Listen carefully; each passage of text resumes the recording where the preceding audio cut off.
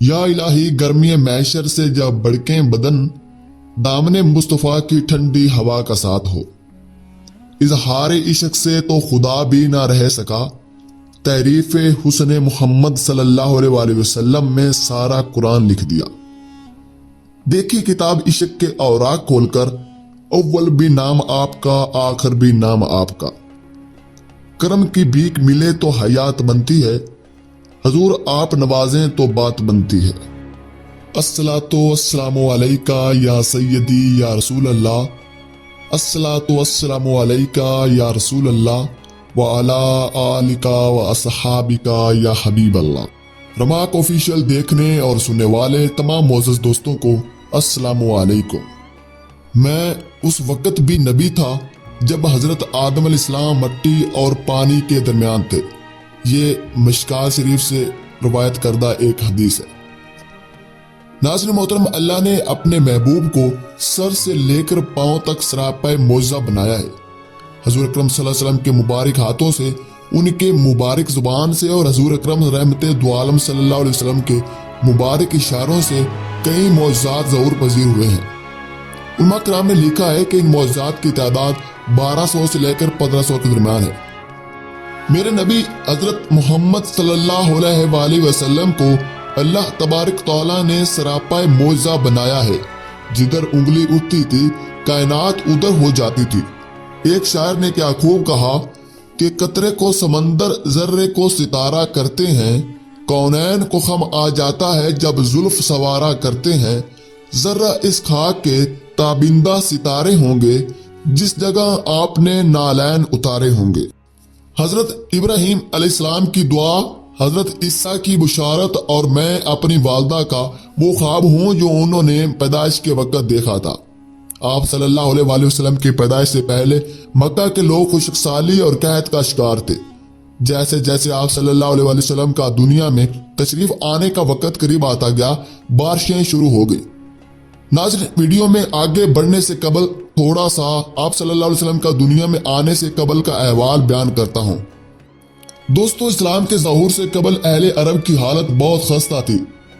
لوگ جاہل اور وحشی تھے۔ کچھ لوگ آگ کی پوجا کرتے تو کچھ ستاروں کی۔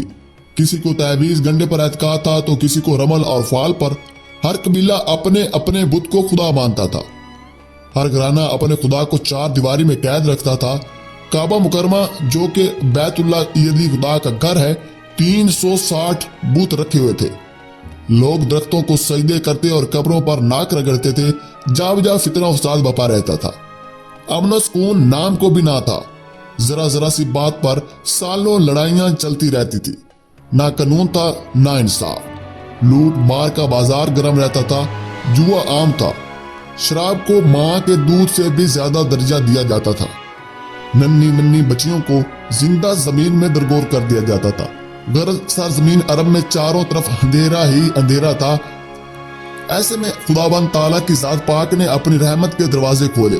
ایمان کی راہ سے بھٹکے ہوئے لوگوں کی ہدایت کے لیے سرور کائنات حضرت محمد صلی اللہ علیہ وآلہ وسلم کو اس دنیا میں بھیجا۔ آپ مکہ معظمہ کے نہایت ممتاز خاندان قریش حضرت عبداللہ بن عبد المطلب کے گھر 570 عیسوی میں پیدا ہوئے۔ آپ کی ولادت سے 2 ماہ پہلے آپ کے والد کا انتقال ہو چکا تھا۔ 6 برس کی عمر میں آپ کی والدہ ماجدہ بی بی آمنہ بھی وفات پا چکی تھی۔ چنانچہ آپ صلی اللہ علیہ وآلہ وسلم کی پرورش آپ کے دادا حضرت عبد المطلب کے ذمہ آئی، لیکن 2 سال بعد دادا کا سایہ بھی سر سے اٹھ گیا۔ اس پر حضور اکرم صلی اللہ علیہ وسلم کے چچا ابو طالب آپ کے سرپرست بنے۔ آپ صلی اللہ علیہ وآلہ وسلم کی دنیا میں آنے کے بعد ہر طرف خوشحالی ہوگی۔ درخت ہرے بھرے ہو گئے، پھولوں اور پھلوں سے باغات سج دج گئے، زمینیں سرسبز و شاداب ہو گئیں، ہر طرف رونقیں بحال ہو گئیں۔ قدیم اور پرانے رواج ختم ہو گئے۔ بیت اللہ میں رکھنے والے 360 بت ختم کر دیے گئے۔ جہالت کا رواج اور اندھیرا ختم کر دیا گیا۔ حضرت ابن عباس رضی اللہ تعالیٰ عنہ فرماتے ہیں کہ اشرف الانبیاء حضرت محمد صلی اللہ علیہ وآلہ وسلم دنیا میں تشریف لائے تو آپ کی اول نال کٹی ہوئی تھی۔ یہ وہ اول نال ہے جس کو پیدائش کے بعد کاٹا جاتا ہے۔ آپ صلی اللہ علیہ وسلم خوشبو کے ساتھ ختنہ شدہ پیدا ہوئے تھے۔ دوستو، آگے بڑھنے سے قبل میں آپ کو سرور کونین رحمت دو عالم تاجدار انبیاء حضرت محمد صلی اللہ علیہ وآلہ وسلم کا حلیہ مبارک بیان کرنا چاہوں گا۔ नाज़रीन मोहतरम, हुज़ूर अकरम सल्लल्लाहु अलैहि वसल्लम के हुलिया मुबारक को सहाबा किराम ने अल्फाज में बयान करने की कोशिश की है। दरहकीकत ये वो चीज़ है जिसको अल्फाज में बयान करना मुमकिन नहीं, और सहाबा किराम अलैहिम रिजवाइन इससे आगाह थे, लेकिन चूंकि बाद में आने वालों तक किसी न किसी तरह इस बात को पहुंचाना था तो इसलिए अल्फाज की कैद का सहारा लिया गया, जबकि ये मंजर अल्फाज के हदों से बहुत आगे है। हजरत अनस रजी अल्लाह तआला अन्हु रवायत करते हैं कि रसूल अकरम सल्लल्लाहु अलैहि वसल्लम ना तो हद एतदाल से ज्यादा लंबे थे और ना पस्ता का था। आप सल्लल्लाहु अलैहि वसल्लम ना तो बिल्कुल सफेद रंग थे और ना गंदमी। आप सल्लल्लाहु अलैहि वसल्लम के सर के बाल ना तो ज्यादा बाल खाए हुए थे और ना बिल्कुल सीधे थे। अल्लाह ताला ने आप सल्लल्लाहु अलैहि वसल्लम को 40 साल पूरे होने पर महबूस फरमाया। आपके सर और दाढ़ी में सिर्फ 20 बाल सफेद थे। एक और रिवायत में ये अल्फाज हैं कि रसूल अकरम सल्लल्लाहु अलैहि वसल्लम काद में म्याना काते और ना लंबे और ना छोटे, साफ और चमकदार रंग था। आपके सर के बाल आधे कानों तक थे और एक रिवायत में कानों और शानों के दरमियान तक बाल थे। सही बुखारी की एक रिवायत में है कि आपका सर मुबारक बड़ा था और पांव पर गोश्त थे, और मैंने आप सल्लल्लाहु अलैहि वसल्लम से पहले और आपके बाद किसी को आप जैसा नहीं देखा। और आप सल्लल्लाहु अलैहि वसल्लम की हथेलियां फ्राक थीं। और सही बुखारी की एक और रिवायत में है कि हजरत अनस रजी अल्लाह तआला अन्हु ने कहा कि हुज़ूर अकरम सल्लल्लाहु अलैहि वसल्लम के दोनों पांव और हथेलियों पर गोश्त थे। हजरत जाबिर बिन समरा रजी अल्लाह तआला अन्हु रिवायत करते हैं कि रसूल अल्लाह सल्लल्लाहु अलैहि वसल्लम कुशादा देह थे। आपकी आंखों की सफेदी में सुर्खी मिली हुई थी, एड़ियां छोटी और कम गोश्त थी।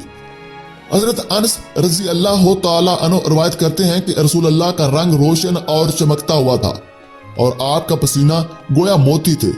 जब आप रास्ता चलते तो आगे की तरफ झुके रहते, और मैंने दीबा और किसी रेशम के कपड़े को आपकी हथेलियों से ज्यादा नरम नहीं पाया, और मैंने कोई मुश्क व अंबर ऐसा नहीं सूंघा जिसमें नबी करीम सल्लल्लाहु अलैहि वसल्लम के बदन मुबारक की सी खुशबू हो। हजरत जाबिर रजी अल्लाह तआला अन्हु रिवायत करते हैं कि रसूलुल्लाह सल्लल्लाहु अलैहि वसल्लम जब किसी रास्ता से गुजरते तो आपके बाद जो शख्स इस रास्ता से गुजरता तो मालूम कर लेता कि रसूल अकरम सल्लल्लाहु अलैहि वसल्लम इधर से तशरीफ ले गए। आपके जिस्म या पसीने की खुशबू से वो ये जायजा लगा लेता था। हजरत काब बिन मालिक रजी अल्लाह तआला अन्हु रिवायत करते हैं कि रसूलुल्लाह सल्लल्लाहु अलैहि वसल्लम पर जब किसी वाक़े या किसी बात से खुशी तारी होती तो आप सल्लल्लाहु अलैहि वसल्लम का चेहरा अनवर खिल उठता, गोया आपका चेहरा चांद का टुकड़ा है, और हम सब इससे वाकिफ और आगाह थे। हजरत जाबिर बिन समरा रजी अल्लाह तआला अन्हु रिवायत करते हैं कि रसूलुल्लाह की पिंडलियां सख्त और नाजुक थीं। आप कभी कहका लगा कर ना हंसते थे। जब मैं आपकी तरफ देखता तो अपने दिल में कहता कि आप सुरमा लगाए हुए हैं, हालांकि आप सुरमा लगाए हुए ना होते थे। आप सल्लल्लाहु अलैहि वसल्लम की पैदाइश के वक्त आपके दादा हजरत अब्दुल मुत्तलिब खाना काबा का तवाफ कर रहे थे और अपने पोते को देखने के लिए खाना काबा से सीधा घर तशरीफ ले आए। जब आपके दादा हजरत अब्दुल मुत्तलिब घर तशरीफ लाए तो आपको देखकर बहुत खुश हुए और आप सल्लल्लाहु अलैहि वसल्लम को उठाकर सीने से लगाया और फिर काबा में अपनी गोद में साथ लेकर तवाफ भी करते रहे। आप सल्लल्लाहु अलैहि वसल्लम के दादा हजरत अब्दुल मुत्तलिब ने आप सल्लल्लाहु अलैहि वसल्लम का नाम मोहम्मद रखा और दुआए खैर की, फिर वापस आकर सैयदा आमना को दिया। आप अक्सर कहा करते थे कि मेरा ये बेटा बड़ी शान वाला होगा। नाज़रीन मोहतरम, पैदाश के वक्त आप सल्लल्लाहु अलैहि वसल्लम अपने हाथों पर झुके हुए थे और सर मुबारक आसमान की तरफ था। एक रवायत के अल्फाज ये हैं कि आप सल्लल्लाहु अलैहि वसल्लम पैदाश के वक्त घुटनों के बाल झुके हुए थे। इसका मतलब ये है कि आप सल्लल्लाहु अलैहि वसल्लम जब पैदा हुए तो सजदे की हालत में पैदा हुए थे। आप सल्लल्लाहु अलैहि वसल्लम जब पैदा हुए तो आपकी मुट्ठी बंद थी और शहादत की उंगली खुली हुई थी, यानी कि जब हम अत्तहियातों में तशहद की हालत में बैठे होते तो फियत वैसी थी, लेकिन आप सल्लल्लाहु अलैहि वसल्लम सजदे की हालत में पैदा हुए थे। हजरत मोहम्मद सल्लल्लाहु अलैहि वसल्लम सन 570 ईस्वी में रबीउल अव्वल के मुबारक महीने की 12 तारीख को पीरवार के दिन पैदा हुए। बाज़ किताबों और तारीख दानों के नजदीक ये तारीख 9 है, लेकिन अव्वल अल जिक्र नजरिया यानी कि 12 तारीख को सही गर्दाना जाता है।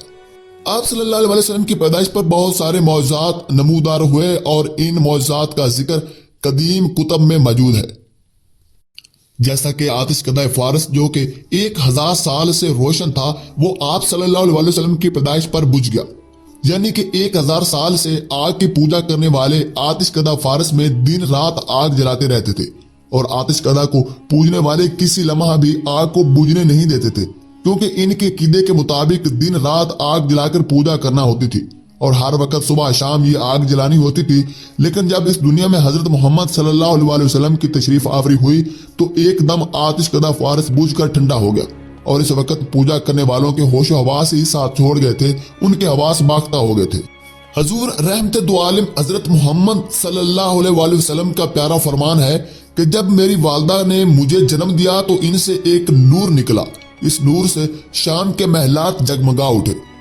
آپ صلی اللہ علیہ وسلم کی والدہ محترمہ سیدہ آمنہ رضی اللہ تعالیٰ عنہ فرماتی ہیں کہ محمد صلی اللہ علیہ وسلم کی پیدائش کے وقت ظاہر ہونے والی نور کی روشنی میں مجھے بصرہ میں چلنے والے اونٹوں کی گردنیں تک نظر آتی تھی۔ ایک واقعہ یہ بھی پیش آیا کہ ایران کے شہنشاہ کسریٰ نوشیروان کا محل ہلنے لگا، اس میں شگاف اور دراڑیں پڑ گئیں، حالانکہ نوشیروان کا یہ محل بہت مضبوط تھا۔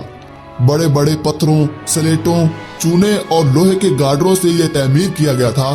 محل کے گرنے سے بڑی زوردار اور خوفناک آوازیں بھی سنائی دیتی تھی اور محل کے 14 کنکرے ٹوٹ کر نیچے آ گرے تھے۔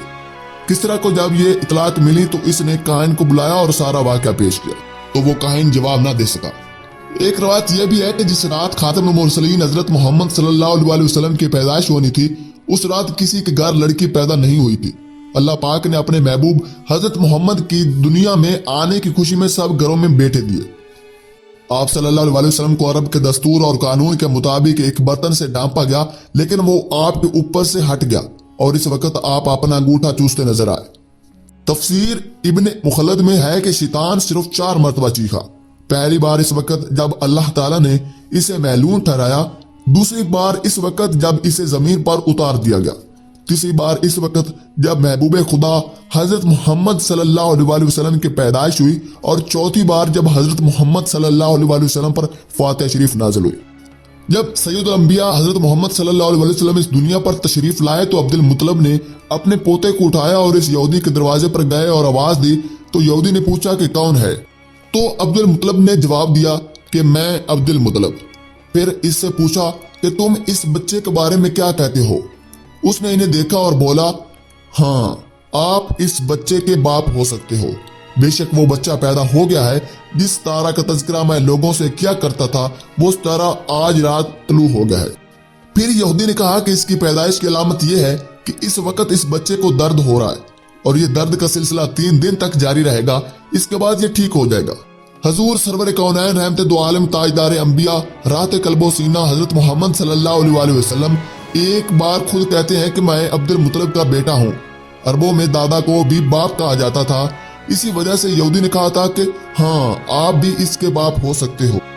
پیدائش کے موقع پر جس یہودی کی پیشن گوئی کا ذکر آیا تھا، اس نے آپ صلی اللہ علیہ وسلم کی ایک اور علامت ذکر کی تھی کہ یہ بچہ 2 رات تک دودھ نہیں پیے گا، اور یہ بات مختلف روایات میں آئی ہے کہ حضرت محمد صلی اللہ علیہ وسلم نے 2 سے 3 رات تک دودھ نہیں پیا تھا اور یہ کسی بیماری کی وجہ سے تھا۔ پھر جب آپ صلی اللہ علیہ وسلم نے دودھ پینا شروع کیا تو حضرت آمنہ نے اپنے لختے جگر کو 7 دن دودھ پلایا، روایت میں 9 دن کا بھی ذکر موجود ہے۔ اللہ تعالی ہم سب میں سے جتنے بھی نیک صالح اور اہل ایمان ہیں ان کو حقیقی عشق رسول عطا فرمائے۔ اللہ سے دعا گو ہیں کہ ہمیں بھی اپنے محبوب کے عاشقوں اور نیکوکار بندوں کی صف میں شامل ہونے کی توفیق عطا فرمائے۔ اللہ عز و جل سے دعا کرتا ہوں کہ ہمیں ایسا بنا دے جیسا تو چاہتا ہے۔ اللہ ہم سب کو پکا اور سچا مسلمان بننے کی توفیق عطا فرمائے، آمین ثم آمین۔